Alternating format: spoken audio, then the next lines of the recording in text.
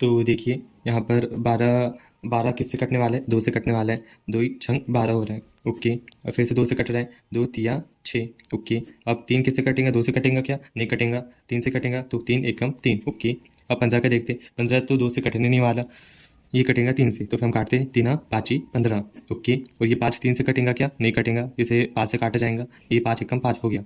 अब 21 का देख लेते हैं, 21 2 से कटेगा, नहीं कटेगा, 3 से कटेगा, क्यों, क्योंकि 3 7 होते हैं अपना 21।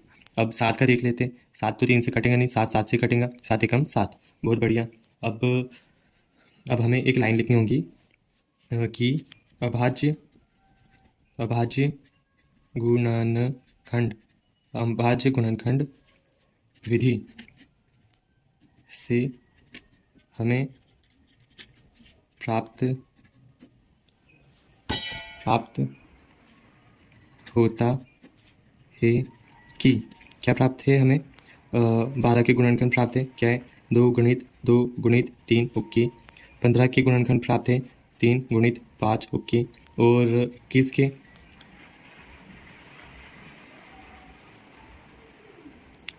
क्या करूँ, ठीक है, 21 3 गुणित 7। ठीक है,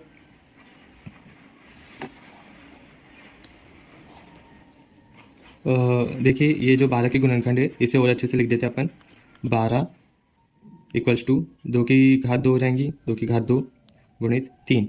आप इन तीनों पर फोकस कीजिएगा। फिर अपन को क्या बोला था उन्होंने कि HCF और LCM निकालना है हमें। ठीक है, हम HCF के लिए प्रयास करते। HCF का क्या नियम था कि हमें सबसे छोटी घात वाली संख्या लेनी है और वो संख्या सभी गुणनखंडों में उपस्थित होनी चाहिए। तो फिर आप बताइए इसमें सबसे छोटी घात वाली संख्या कौन सी है। मुझे ये दिख रही है 3। 3 क्यों बोल रहा हूँ मैं, क्योंकि 5 की भी घात तो 1 है, इनकी भी 1 है और 7 की भी, तो 3 क्यों बोला मैंने, क्यों, क्योंकि ये सभी गुणनखंडों में उपस्थित है। तो फिर अपना HCF क्या हो गया, 3 हो गया। अब हम LCM देखेंगे।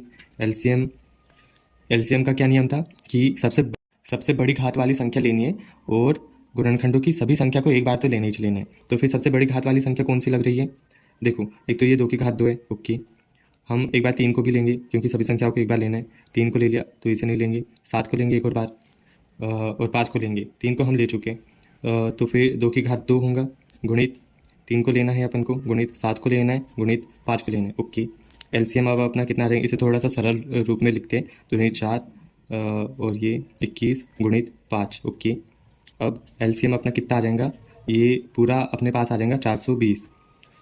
तो फिर अब लास्ट में आपको एक लाइन लिखनी होगी कि अतः अभिष्ट HCF बराबर से कितने 3 तथा LCM बराबर से 420। तो हमने पहला प्रश्न बहुत ही अच्छे से कर चुके। अब हम दूसरा देखेंगे। दूसरा क्या है, दूसरा है 17 23 और 29 वाला। तो 17 23 और 29। ओके, अभाज्य गुणनखंड विधि से क्या आएगा, 17 23 और 29। ओके, देखिए 17 क्या 2 से कटने वाला है, नहीं कटने वाला, 3 से कटेगा। देखिए 4 5 6 7 8 9 10, ये संख्याएं कुछ ऐसी होती है कि इनमें से किसी से नहीं कटती है। ये 17 हो गया, 23 हो गया, 29 हो गया, ये खुद से कटेंगी। तो 17 एकम 17। ओके, ये 23 एकम 23, 29 एकम 29, बस इसका गुणनखंड इतना छोटा सा रहेगा। तो फिर हम यहाँ पर क्या लिखेंगे, 17 23 और 29 के अभाज्य गुणनखंड से हमें प्राप्त है कि, क्या प्राप्त है हमें, 17 बराबर से 17 ही प्राप्त है, 23 बराबर से 23 ही प्राप्त है और 29 बराबर से 29 ही प्राप्त है। अब हम HCF निकालेंगे। HCF का क्या नियम था कि सबसे छोटी घात वाली संख्या लेनी है और वो संख्या सभी गुणनखंडों में उपस्थित होनी चाहिए। देखिए 17 की घात तो 1 है, ओके, इसकी भी 1 है, इसकी भी 1 है, लेकिन ये दूसरे गुणनखंड में उपस्थित ही नहीं है। इसमें 23 है तो वैसे इसमें 29 है, तो फिर कॉमन संख्या तो अपन को दिख ही नहीं रही। तो क्या हम ऐसा कर सकते गुणित में 1 लिख सकते हैं क्या? बिल्कुल लिख सकते, क्योंकि इससे सवाल को कुछ हानि नहीं होने वाली। तो यहाँ पे देखिए, एक जो है सबसे छोटी घात वाली संख्या है और ये सभी गुणनखंड में उपस्थित भी है, तो अपना एचसीएफ क्या हो जाएगा बताइए आप? 1 हो गया।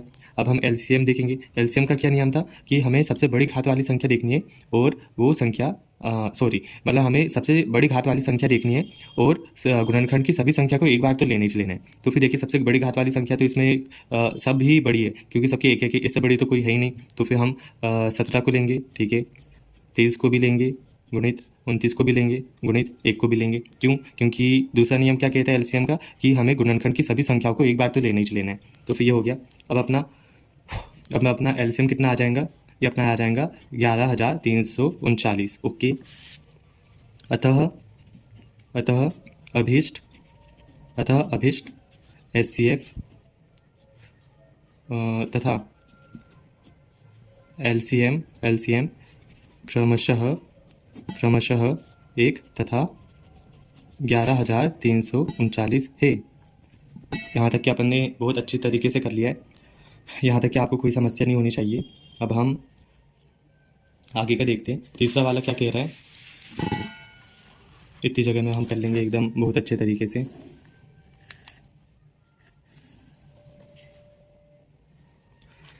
तीसरा क्या है? तीसरा है अपना 8, 9 और 25। ओके, हल करेंगे। हल क्या है? 8, 9 और 25। ओके, तो अभाज्य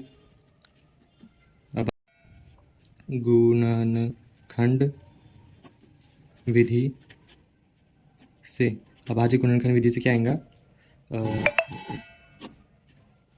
8, 9 और यहाँ 25।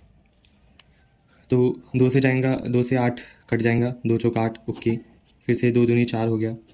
अब 2 से 2 एकम 2। ओके, 3 से 3 तिया 9। ओके, 3 एकम 3, 5 से देंगे 5 25, 5 एकम 5, ये अपने पास आ गया। अब हम यहाँ पर वो लाइन लिखेंगे कि 8, 9 और 25 के अभाज्य गुणनखंड से हमें प्राप्त है कि, क्या प्राप्त हो गया हमें?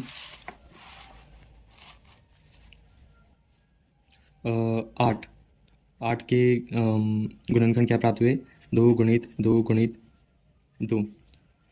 इसे और अच्छे से लिखेंगे तो क्या हो जाएगा? 2 की घात 3। ओके, और 9 के क्या हो गए? 9 के हो गए 3 गुणित 3। 9 के भी गुणनखंड को अच्छे से लिखेंगे तो क्या हो जाएगा? अरे सॉरी, 2 और 25 है ना, 25 का 5 गुणित 5। 25 का क्या हो जाएगा? 25 का होगा 5 की घात 2। यहाँ तक क्या हो गया है? अब हमें क्या निकालना है? एचसीएफ निकालना है। एचसीएफ क्या होता है? एचसीएफ यानी सबसे छोटी घात वाली संख्या, और वह संख्या सभी गुणनखंडों में उपस्थित होनी चाहिए। तो फिर देखिए, यहाँ पर तो 2 है, यहाँ पर 3 है, यहाँ पर 5 है, एक जैसी। यहाँ पर हम ऐसी कोई संख्या तो ले नहीं पा रहे जो भैया सभी गुणनखंडों में उपस्थित हो। तो फिर हम फिर से वही ट्रिक यानी ट्रिक कुछ भी बोल सकते हैं, उसे आजमाएंगे जो हमने दूसरे क्वेश्चन में किया था। गुणा करके 1 लिख देंगे, और यहाँ पर भी वही। तो अपना एचसीएफ क्या हो गया? 1 हो गया। अब हम एलसीएम देखेंगे। एलसीएम क्या हो जाएगा हमारा? एलसीएम का क्या नियम था कि सबसे बड़ी घात वाली संख्या लेनी है और सभी गुणनखंडों की संख्या को एक बार तो लेने ही लेना है। तो फिर 2 की घात 3 सबसे बड़ी घात वाली संख्या, इसे लिख लेते हैं। 2 की गुणित में क्या आ जाएगा? 3 की घात 2 भी आ जाएगा गुणित, और 5 की घात 2 भी आ जाएगा गुणित। ये 1 को भी एक बार लिख लेते हैं। तो एलसीएम इक्वल्स टू, ये कितना हो जाएगा? 8 हो जाएगा गुणित, ये 9 हो जाएगा गुणित, ये हो जाएगा 25। अब एलसीएम बराबर से कितना आ जाएगा? ये 8, 9, 25, अगर इनका गुना करें तो अपने पास आ जाता है 1800। ये अपना आंसर है। और हम लास्ट में लिखेंगे अतः अभिष्ट एचसीएफ तथा एलसीएम कितना हो जाएगा? क्रमशः 1 तथा 1800 है। बहुत बहुत धन्यवाद आपका।